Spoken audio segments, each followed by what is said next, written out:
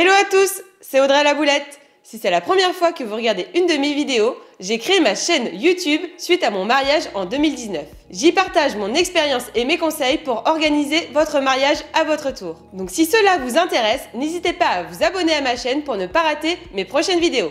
Aujourd'hui, j'ai décidé de vous parler des faire-part de mariage. Certains peuvent trouver ça vieillot, mais je vous dis tout de suite pourquoi c'est utile. Pour moi, les faire-part de mariage sont vraiment indispensables et ont plein d'utilités. Tout d'abord, il permet d'informer vos invités. Si vous voulez qu'ils soient au bon endroit et à la bonne heure, mieux vaut qu'ils soient au courant de toutes les informations. Ensuite, il permet de faire un teasing de votre mariage. Quand vous distribuerez les faire-part à vos invités, vous verrez l'excitation monter dans leurs yeux. En plus, si vous avez un thème particulier pour votre mariage, le faire-part est un bon moyen de l'indiquer à vos convives. Par exemple, pour notre mariage, le thème qu'on avait choisi était le voyage. Donc on avait fait nos faire-part en passeport et en carte d'embarquement. Je sais qu'il y a beaucoup de personnes qui ne voient pas l'intérêt d'utiliser encore des faire-part papier car maintenant on peut envoyer des invitations par email ou utiliser un site internet. J'ai envie de répondre à ces personnes, l'un n'empêche pas l'autre. Nous, on avait créé un faire-part et un site web car pour nous, cela n'avait pas la même utilité. Sur le site internet, on avait vraiment mis toutes les informations nous concernant et concernant nos cérémonies. Par exemple, on avait mis une description de nos témoins ou encore des liens d'hébergement pour les personnes qui souhaitaient louer un logement. D'autres mariés mettent également sur leur site web l'histoire de leur rencontre et leur vie à deux. Le site web est donc une mine d'informations à contrario du faire-part qui est utilisé vraiment comme une synthèse ou un résumé des informations principales que les invités doivent retenir. Et en plus, le faire-part est quelque chose que l'on peut toucher et garder en souvenir. Selon moi, le mariage n'est pas une simple fête de famille. Il faut donc marquer le coup. Donc le faire-part est un bon moyen pour le faire. Deuxièmement, quelles informations doivent figurer sur le faire-part ? Il faut qu'en lisant votre faire-part, vos invités répondent aux questions suivantes. Qui, quand, comment et où ? Tout d'abord, le qui. La première information à y mettre, ce sont vos prénoms et vos noms. Mettez-les bien en valeur avec la taille, la couleur et la police. Il faut que vos invités identifient tout de suite qui sont les mariés concernés.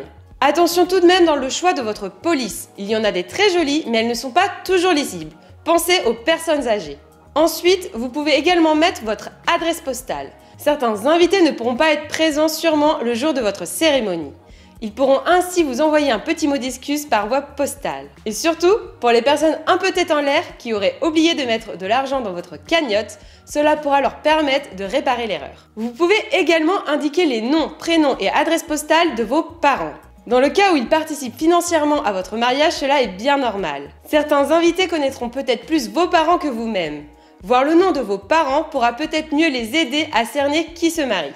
Ensuite, répondez aux questions quand et où. Répondez bien à ces questions en même temps, car les invités doivent savoir où se rendre et à quelle heure, et ne pas mélanger les lieux et les horaires. Donc l'information la plus importante dans cette catégorie à marquer, c'est la date de votre mariage. C'est la première utilité de votre faire-part, ça serait dommage d'oublier l'information la plus importante. Sur notre faire-part, on avait fait le choix de mettre des pictogrammes ressemblant au lieu de cérémonie avec les horaires à côté pour que ça soit plus simple et plus lisible pour nos invités. Et enfin, n'oubliez pas de mettre une date limite de réponse.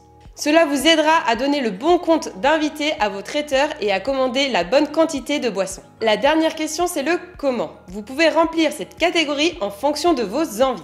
Si vous voulez imposer un code vestimentaire à vos invités ou si vous avez une liste de mariage ou une cagnotte, vous pouvez bien sûr l'indiquer sur votre faire-part. Par exemple, en Suisse, l'encaissement d'un chèque est payant.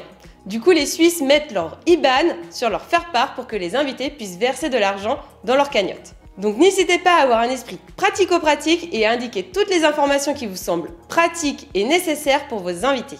Troisièmement, comment faire vos faire-part ? Il existe plein de possibilités pour faire et choisir son faire-part. Si vous êtes manuel, vous pouvez faire vous-même votre faire-part. Il y a plein d'idées sur Pinterest. Faites attention tout de même si vous avez beaucoup d'invités. Cela risque de représenter un temps monstrueux pour le faire. Et le résultat ne sera pas garanti. Vous pouvez également faire appel à un professionnel. Il existe plein d'entreprises spécialisées dans les faire-part. Vous pouvez les trouver sur Internet ou tout simplement lors de salons du mariage. Ils ont en général une multitude de modèles sur des thématiques bien différentes. Si vous avez vu un modèle qui vous plaît sur Internet, je vous conseille de contacter le vendeur pour lui demander un échantillon papier. En général, cela est gratuit et permet d'éviter une mauvaise surprise sur la qualité d'impression et du papier. Enfin, si vous n'avez aucun coup de cœur sur les modèles proposés par des professionnels, vous pouvez leur demander de créer votre propre modèle. En général, toutes les entreprises spécialisées dans le faire-part proposent une option payante de personnalisation de faire-part. Je vous déconseille tout de même cette option si vous avez un budget serré, car cela représente quand même un coût supplémentaire. Sinon, si vous vous y connaissez bien en Photoshop ou Illustrator, vous pouvez créer votre propre modèle. Nous, c'est ce que nous avons fait, enfin, plutôt mon mari. Ainsi, on a pu faire une belle économie sur notre budget. Et pour l'impression de nos faire-part, nous avons décidé de passer par un professionnel qui imprime toutes sortes de produits. Il n'était donc pas spécialisé dans le faire-part. La qualité du papier et de l'impression était tout de même folle, et cela nous a coûté moins cher que passer par un professionnel du faire-part. On ne regrette pas du tout notre choix, et là on était sûr que notre faire-part était vraiment le nôtre. Pour ceux qui ne s'y connaissent pas du tout en faire-part, il faut savoir qu'il y a plusieurs éléments qu'il faut assembler pour vos invités. On a tout d'abord un carton qui est donné à tous les invités pour leur indiquer les horaires et lieux des cérémonies. Puis on a un autre carton qui donne les indications pour le lieu et l'horaire du repas et qu'on donne du coup qu'aux invités du repas. Donc comme je vous le disais précédemment, nous on avait fait des faire-part avec des passeports et des cartes d'embarquement. Tous nos invités ont reçu un passeport et les cartes d'embarquement étaient réservées pour les invités au repas.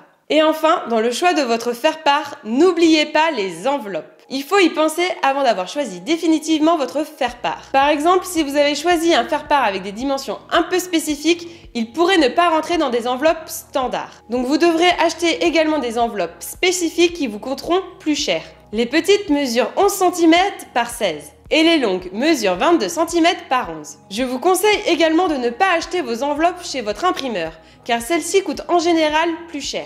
Nous, on les avait achetés par exemple sur Amazon, mais je suis sûre que vous pouvez en trouver dans les grandes surfaces ou dans les magasins spécialisés dans les fournitures. Si ça vous intéresse, je vous laisse le lien de nos enveloppes dans la description de cette vidéo. Pour personnaliser un peu nos enveloppes et apporter un peu de couleur, on a acheté des tampons en lien avec notre thème et de l'encre. Vous pouvez également acheter sur internet des tampons avec vos deux prénoms. Je trouvais ça très joli, mais un peu plus cher que les tampons que j'ai trouvés sur internet. Dernier point sur les faire-part, c'est comment et quand les distribuer. Pour un côté plus personnel et pour baisser le coût des timbres, on avait décidé d'en distribuer un maximum en main propre. C'est toujours plus sympa de voir la réaction des gens quand ils découvrent le faire-part, surtout quand on a beaucoup travaillé dessus. Pour être plus efficace, on a décidé de les distribuer aux fêtes de fin d'année. Les repas de famille sont plus nombreux et on y voit tout le monde. Donc ainsi, pas de jaloux. Pour rappel, on s'est mariés en juin. On a donc distribué nos faire-part 6 mois à l'avance. C'est le délai moyen pour distribuer ces faire-part. Mais bien sûr, nos invités connaissaient déjà la date de notre mariage avant qu'ils reçoivent notre faire-part. On leur avait déjà communiqué l'adresse du site internet où on avait bien sûr indiqué la date de notre mariage. Et ce lien avait bien été communiqué 1 an à l'avance. Voilà pour tous mes conseils dans la réalisation des faire-part. Si vous avez des questions, n'hésitez pas à les écrire en commentaire, je me ferai un plaisir d'y répondre. J'espère que cette vidéo vous aura plu. N'hésitez pas à vous abonner à ma chaîne et à cliquer sur la petite cloche pour être bien notifié de mes prochaines vidéos. À bientôt!